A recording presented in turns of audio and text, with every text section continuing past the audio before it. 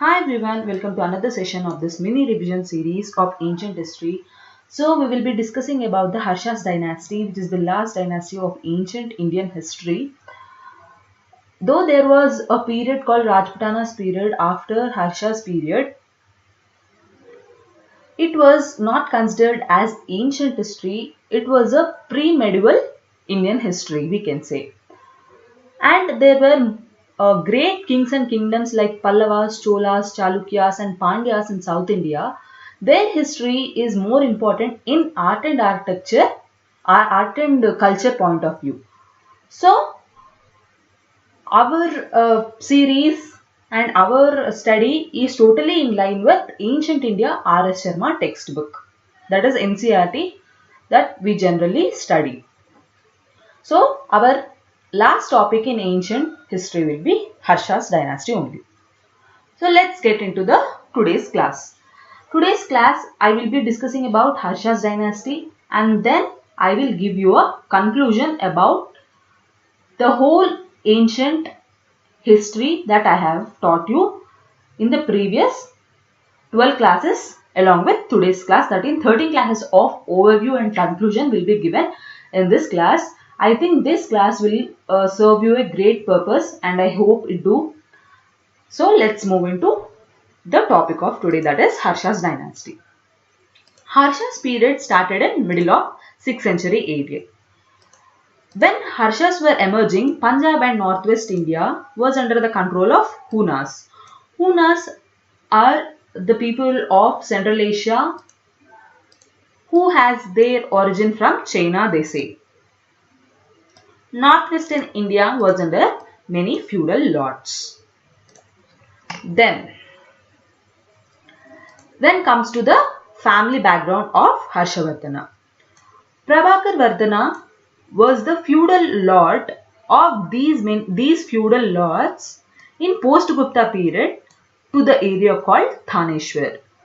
Here I have to tell you one similarity between Gupta's dynasty and Harsha's dynasty.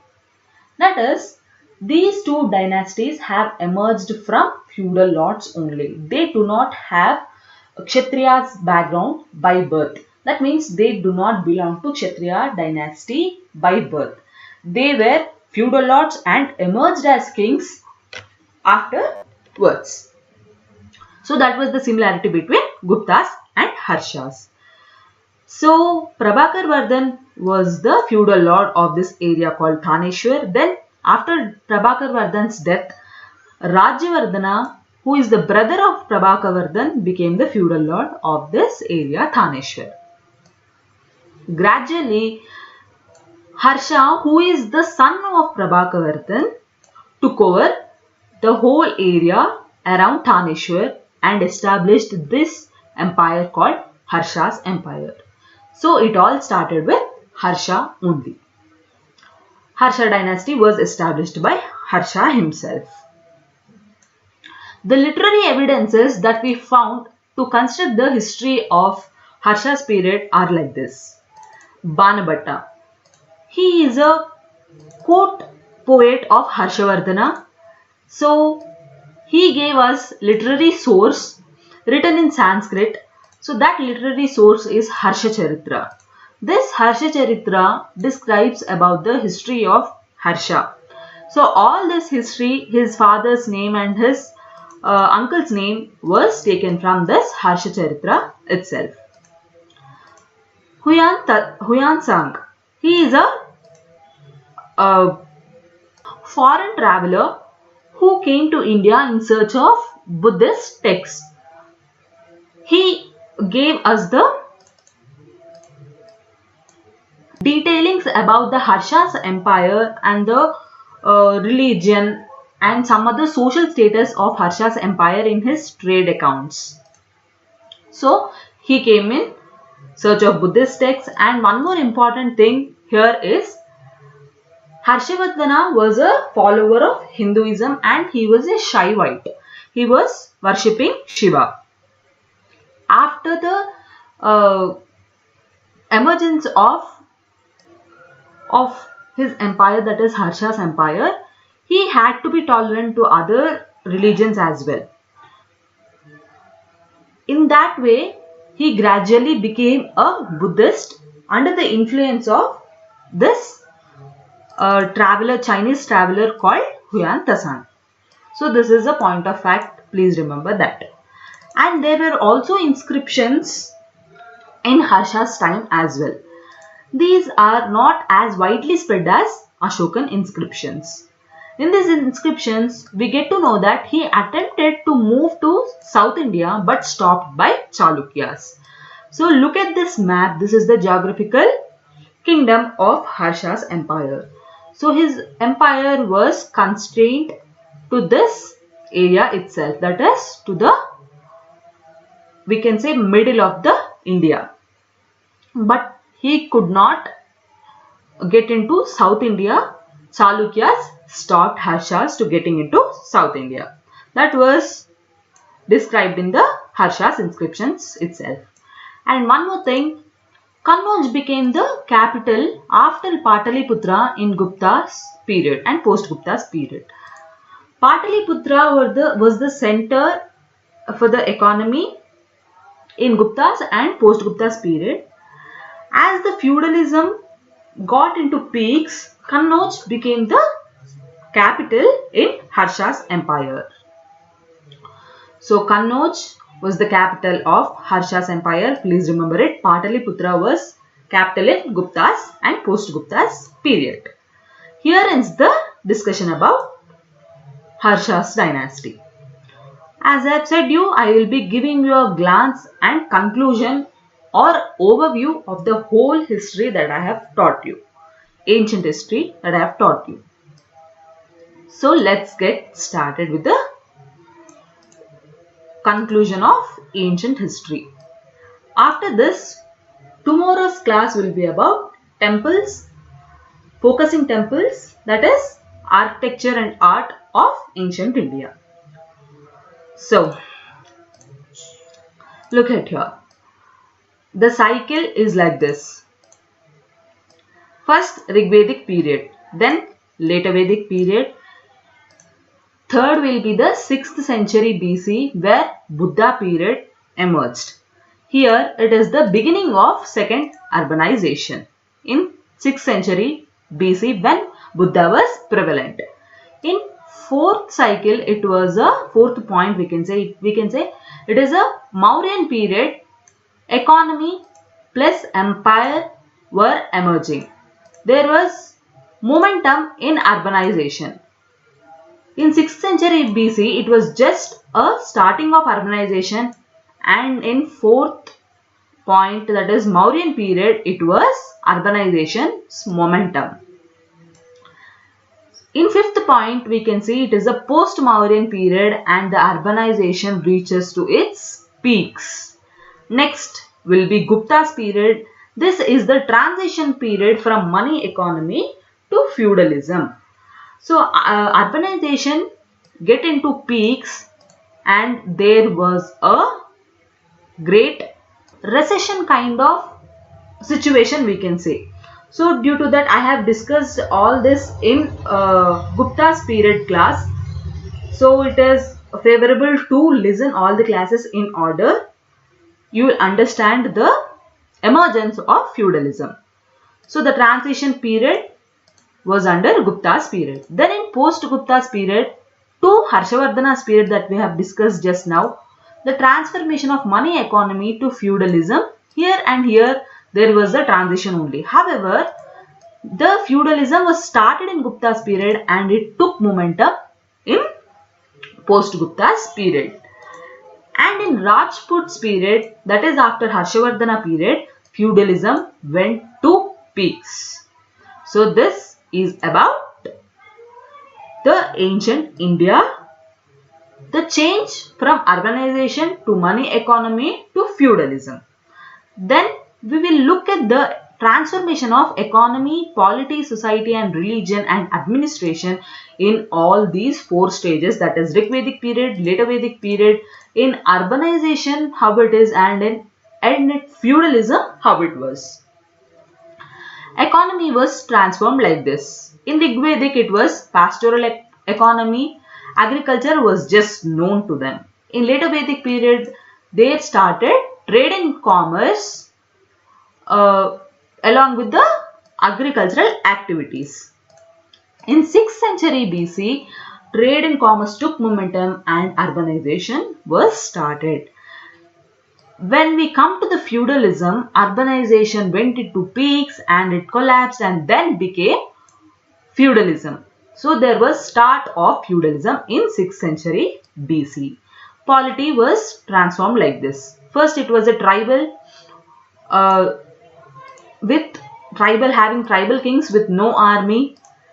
Then it became territorial king and Janapadas having small kingdoms or small districts like places we can say. Then it became Mahajanpadas. I have said you about, we have detailed discussion about Magadhas in our session. So Mahajanpadas were formed and then this was also collapsed and became a feudal system. There were n number of feudal lords under one king. Feudalism polity was like this. The society transformation was like this. It was egalitarian society in Rigvedic period. New social institutions in later Vedic period. There were Gotra systems and Varna systems in later Vedic period. So from egalitarian they went to Varnas. Society came under the influence of money. In urbanization, it was a money economy. So the status of people in the society was also changed, not regarding with Varna system but with the influence of money. So there were classes like high class people and low class people. Rich and poor classes were formed in the society in the 6th century BC in urbanization. Then in feudalism, caste system was formed. Religion.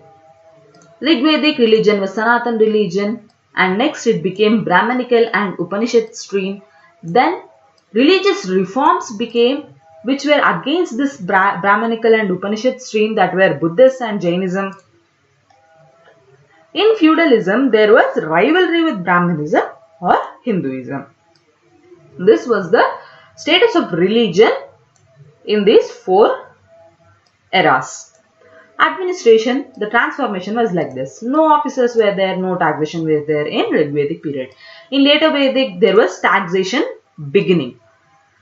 In 6th urbanization, when I have discussed about the Ashokan period, I have said you the huge administrative process which had happened in Ashoka's period, and Mauryan period was also the example for the sophisticated administration.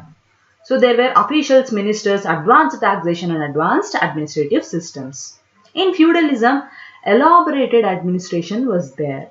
There was decentralized administration and elaborated administration. This is how the transformation of economy, polity, society, religion and administration took in all these 4 eras.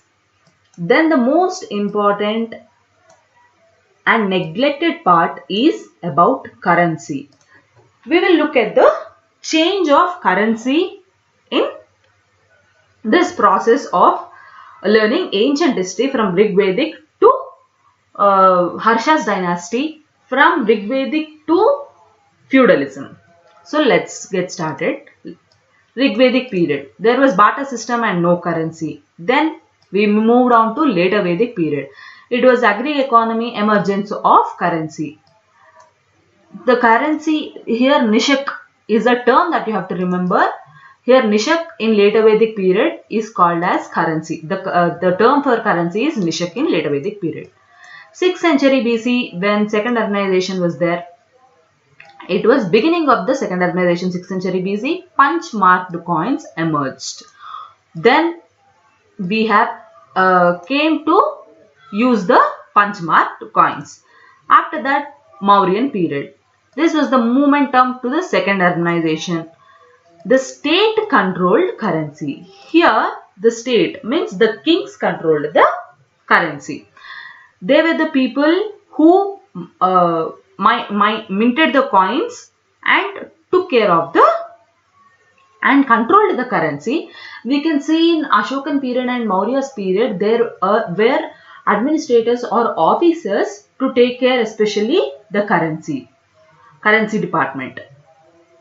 Post-Mauryan period, second organization was at peaks. Coins issued in the name of kings. We can see in post-Mauryan period, I have said you about the invaders who printed the coins in the name of, issued the coins in the name of kings. They were the first people to issue the kings coins in the name of kings, the Indo-Greeks. So I think you have you remembered that. So then we move on to the Gupta's period. Decline of second organization. Decline in currency system also. I have said there was no gold and silver due to the less import of silk and pepper from Indian subcontinent to Rome. So there was decline in currency system. In post-Gupta's period, there was end of second organization and end of currency system also. Then what happened after end of currency system? Harsha's period, peaks of feudalism and beginning of medieval India. So this is about the currency and its evolution in the ancient Indian history. Hope you like it. Thank you for listening till now. Please do comment how you have enjoyed this session, or did it benefit you. Only your comments will give us encouragement to do more sessions like this. And I have to give you one more note, that is about Vice Test Series. Please message to 7200681675 to get the Vice Test Series. You will be given the introductory classes as well as some sample tests for your reference. And also please listen to all the playlists that are being available freely in our channel, that is Vaish IAS YouTube channel. Thank you so much.